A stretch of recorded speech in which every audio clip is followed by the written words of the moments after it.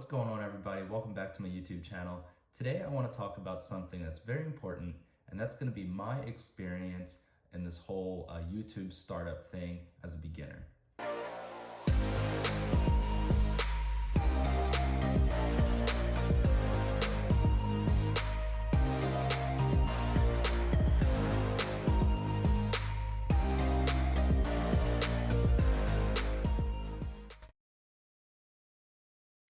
Now, 3 weeks ago, I decided that I wanted to start creating YouTube videos and vlogs and tutorials, tips and tricks, product reviews, and I had no idea where I was starting. Naturally, I went online, I watched other YouTube channels, and I learned. There's a bunch of things that I was doing incorrectly, but I want to share them with you. If you're in my boat and you're interested in creating your own videos, I hope that these help you out. So the first thing that I learned is choose the correct editing software.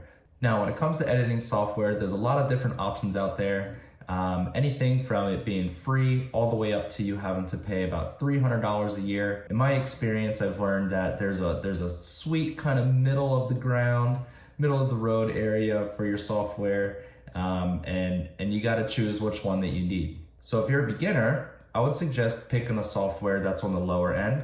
And first of all, you need to make sure you're going to be doing this for a while. You don't want to go ahead and pay for something if you're going to make 1 or 2 videos and you're never going to use it again. So if you're going all out and you're becoming a content creator and putting these videos on YouTube, try to stick to it. It's a learning process. It's hard, but it gets better and it gets easier. So the software that I use is called LumaFusion. Now, LumaFusion is something that you can use both on your iPhone and your iPad, and it's very easy and user-friendly. There's a lot of tutorials that are uploaded onto YouTube already, and it made my learning process much easier. Now, I think LumaFusion is very good. For $20, I think it's a great bargain, and there's a lot of different tools inside of the app that you can use to adjust your videos. Coming down the road, I'm gonna make a video about how I go through and edit my personal videos, and hopefully that can give you some more insight in terms of if it's going to be the right app for you. Now, there are some other options out there, such as InShot, which is an app that you can download on your iPhone. You can use it on your iPad. It's free, and then you can also buy a paid version, I think, for $20 as well. And that's a pretty solid choice, in my opinion, too. Especially if you're not quite sure about it, try the free version, and then if you really like it, go ahead and make the transition and you can buy it. LumaFusion is a one-time payment. You don't have to have a subscription each year. It's just one time, that's it. It's all done, out of the way, and you got it forever. Now, if you're a little bit more seasoned when it comes to editing photos and editing some videos, there are more expensive options out there. Some of you guys probably heard of Final Cut Pro and Adobe Premiere. Now, these are both a little bit more on the expensive side, somewhere in the $200 to $300 range. I believe Final Cut Pro is a one-time payment. Please correct me if I'm wrong. And Adobe Premiere is an annual subscription payment. Those two softwares, they go a little bit more in depth in terms of what you can do to your videos. To be honest, the things that I need as a beginner, the content that I'm putting on here is really more vlog-based. I'm not doing any action shots or anything crazy like that yet. And I think LumaFusion has everything that I need. Another thing that I've learned along this process is trying not to be awkward in front of the camera. It's really hard to not act like weird in front of the camera, for lack of better terms. It's really hard to film yourself. Even if I'm sitting here, sometimes I laugh at myself, but it's hard to not act unnatural until you get used to it. Until you do it over and over and over again, you literally just look into your phone and talk to it as you're talking to a friend or a group of people. If you're filming from an iPhone, which I actually recommend, or any smartphone, because the cameras on these phones nowadays, they can produce really good quality videos and photos. And also, it's the most used item that is in my pockets, and it's always with me. I don't have to lug around an expensive camera. One thing that I suggest if you're filming with an iPhone is to look into the lens directly. Now, I'm gonna show you an example. I'm filming from my iPhone right now, and I'm looking into the selfie screen. But if I'm looking at the lens right now, this is what it looks like. But if I'm constantly checking myself out over here, and it ends up looking like this. So you're bouncing back and forth, and your viewer can pick up on that. It looks like that you're either reading something off of a script or that you're always checking yourself out, or maybe they think that something is going on over here that they don't know about. All right guys, so next let's talk about lighting. Lighting is very important to make sure that all of the things in your video are well lit and they have the correct amount of exposure. Now, in your editing software, you can go back and change the levels of exposure depending on how bright or dark that you want something. But to be honest, it's just easier to make sure your lighting is good from the beginning and while you're filming. So right now I'm sitting here in my office. I have this little Ulanz light showing against me, and then I also have the blinds to the window open. I'll show you guys right now. So I'll pick this up. There's just natural daylight coming in here. I have my light here with my coffee, and it is shining right against me. Now, I'm gonna turn those off, and I'm gonna show you what it looks like because it's quite a difference. This is actually really bad. You probably can't see anything.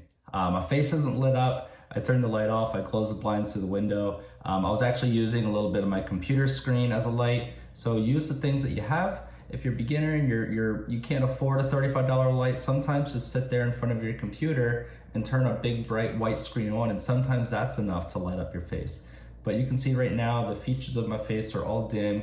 You can hardly tell who I am. It's a little bit fuzzy. It doesn't let enough light into the camera, especially in selfie mode on the iPhones. All right, so I'm gonna turn everything back on and then we're gonna get to the next tip. All right guys, so the next thing I wanna talk about is using B-roll and using some other footage to kind of fill in the gaps in your videos. It really makes for a more seamless video, and it's a good way to transition from one scene to the next.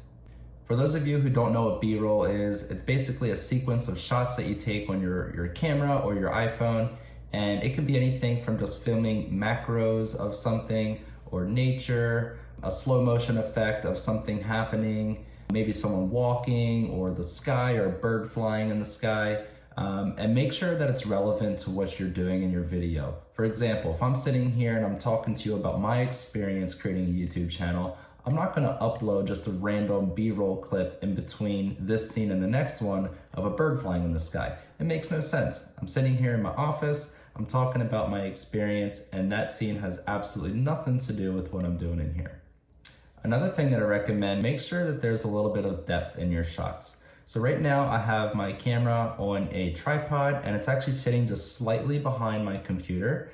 And it gives you guys like a focal point. So right here on this side of the screen, that's the computer, and you can see me, I'm a little bit behind it, and then you have some objects behind me, such as my bourbon shelf. This way, it kind of is a little bit more detailed, and it gives a little bit more richness to your video. Now, if I move my camera and I just film me like this, then it's very flat. It's just me and the wall behind me, and it's a little bit more like two-dimensional. So I suggest to have something kind of set up or pre-plan your shots, so that way when you're editing them and you're putting your videos together, it gives your viewer an idea of the true space that you're in. The last thing is probably the most important, to be honest with you. Now, making a video and posting it on YouTube can be daunting, especially for a beginner. You might not know how to edit a video, you might not know what things to talk about or what story you're gonna talk about, and that's just what I wanna talk about. So make sure that you spend some time preparing for your videos. Make sure that you're not just mindlessly filming whatever you're doing throughout your day. Even though it can work, you can piece some things together if you're more experienced, but most viewers out there nowadays, they have already interesting things in their lives. They don't really want to watch somebody just go throughout their day without a particular story or a plot or a conflict and resolution.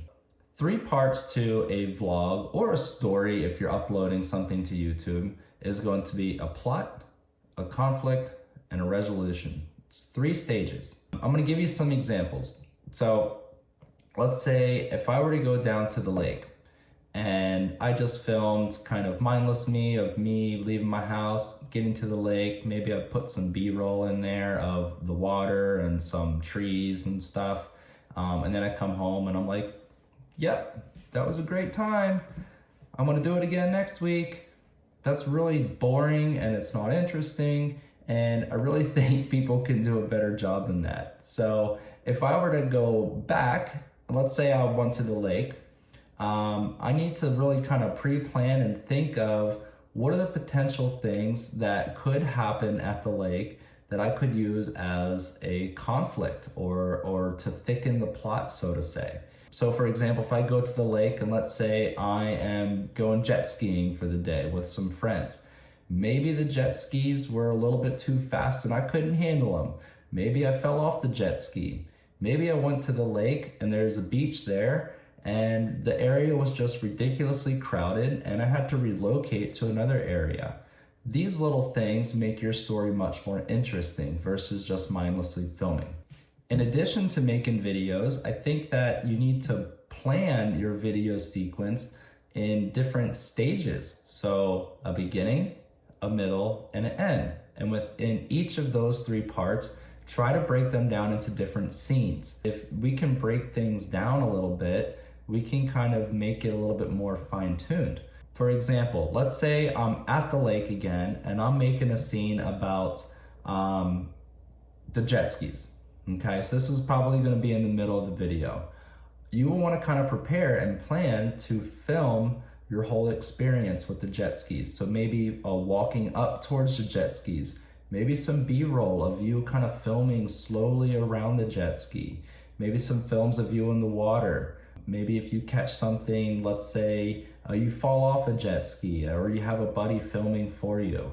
All of these things can make that particular scene much more interesting. It's a hard concept to think of, but throughout the day, we get so many problems and conflicts and we resolve them kind of naturally or they resolve on their own, but we can use those to our advantage and you put them into our videos to make for a more enticing and more interesting story. All right, guys, so there you have it. Again, I'm not a pro, I'm not a professional at this.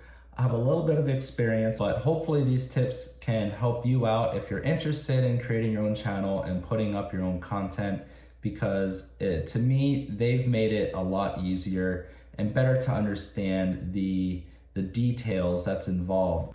So there you go. I hope you guys have a great rest of your day. I think I'm gonna just hang here at home. I'm actually by myself for the rest of the weekend while my wife and child are out of town. Who knows what I'm gonna get into.